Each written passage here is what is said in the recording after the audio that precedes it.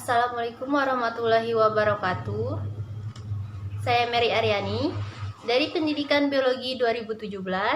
Di sini saya akan mempresentasikan mengenai seminar praproposal skripsi saya yang berjudul Pengaruh Daun Mint Mentha peperita terhadap kualitas nata de coco dan sumbangannya pada pembelajaran biologi SMA.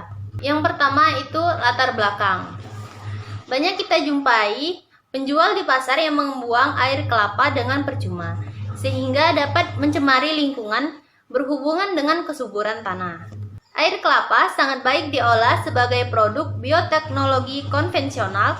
Salah satu produk biologi konvensional yaitu nata de coco dengan proses fermentasi yang dilakukan dengan bantuan bakteri Acetobacter psillinum. Kandungan karbon dan nitrogen pada air kelapa belum cukup dipakai oleh Acetobacter psillinum untuk mengubah glukosa menjadi selulosa, sehingga perlunya ditambahkan sukrosa dan ZA yang food grade.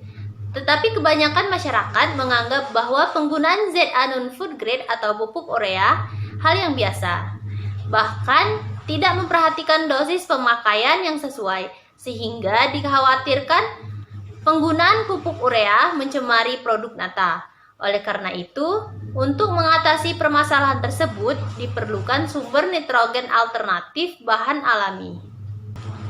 Dari hasil penelitian Widyaningrum dan kawan-kawan tahun 2016 mengenai sumber nitrogen pengganti ZA dengan menggunakan ekstrak kecambah kacang hijau, menunjukkan ketebalan kadar air dan kadar serat nata de coco tidak berbeda nyata dibanding menggunakan ZA food grade, sehingga tidak menurunkan kualitas nata yang dihasilkan. Pada penelitian Maloringan dan Arien tahun 2018 juga menunjukkan bahwa air kedelai yang direndam dari industri pembuatan tempe juga biasa dijadikan sebagai pengganti ZA. Terdapat juga beberapa jenis nata yang memanfaatkan beberapa jenis sari buah sebagai bahan utamanya, seperti nata de pina, nata de mango, nata de soya, dan nata de kakao. Sehingga peneliti melakukan penelitian dengan judul Pengaruh Daun Mint Mentha peperita terhadap kualitas nata de coco dan sumbangannya pada pembelajaran biologi SMA.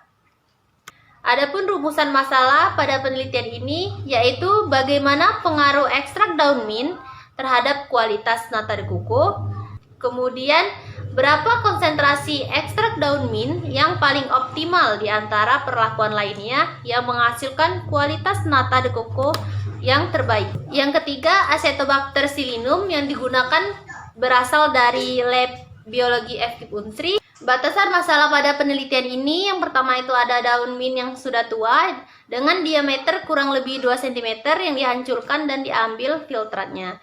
Yang kedua itu air kelapa yang digunakan berasal dari pasar Sukajadi. Yang ketiga itu Acetobacter psillinum yang digunakan berasal dari lab biologi FKIP Unsri.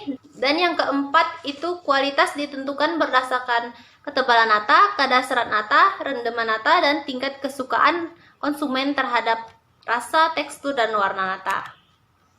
Kemudian tujuan penelitian ini yaitu untuk mengetahui pengaruh daun mint terhadap kualitas nata de coco dan sumbangannya pada pembelajaran biologi SMA. Pemanfaatan penelitian ini yang pertama itu solusi yang tepat untuk bahan alternatif pengganti ZA sebagai sumber nitrogen yang aman dikonsumsi, dan yang kedua itu sebagai alternatif contoh pembelajaran biologi SMA kelas 12 pada KD 3.10 dan 4.10.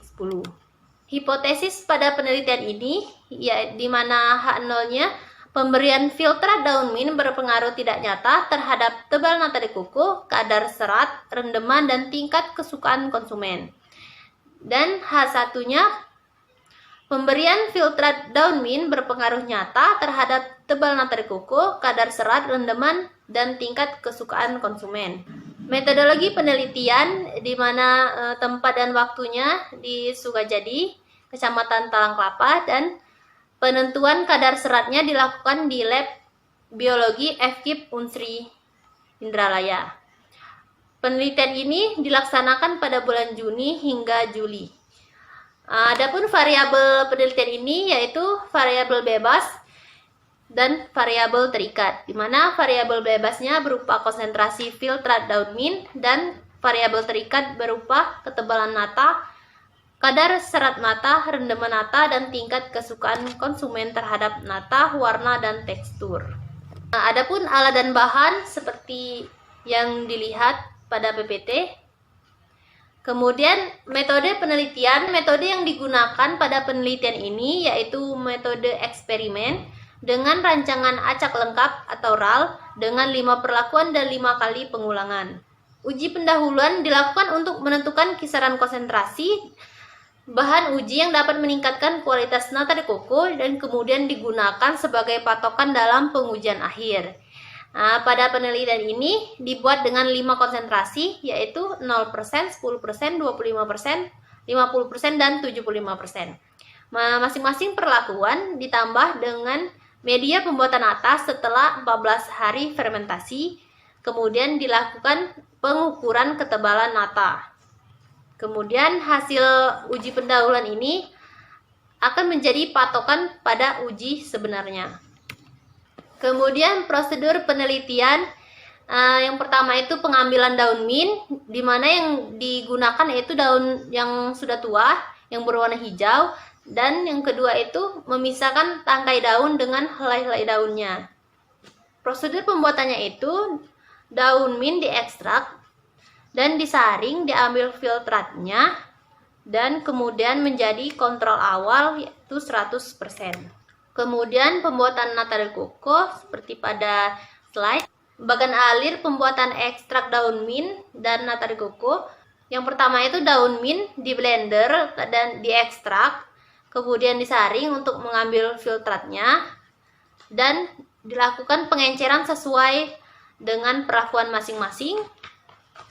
Kemudian itu ditambahkan ke dalam air kelapa dan sukrosa dan asam asetat glasial, kemudian dimasak.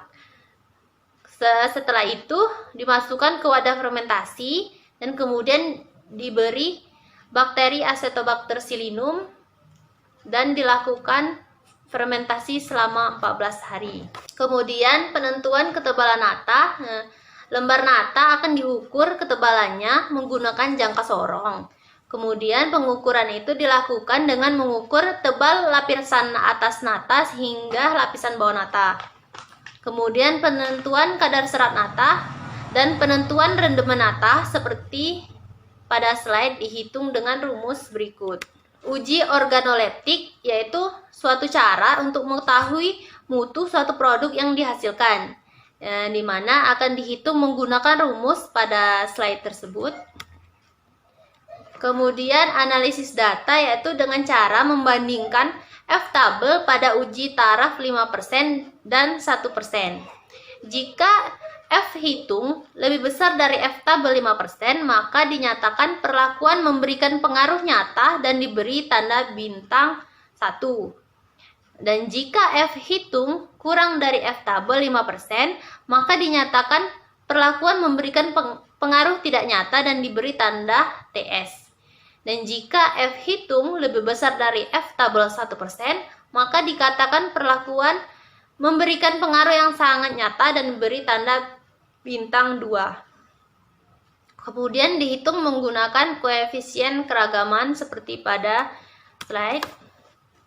Selanjutnya yaitu analisis kualitas lembar kerja LKPD dengan divalidasi menggunakan uji Cohen-Cava dan dengan validator 1 orang dosen dan 1 orang guru SMA.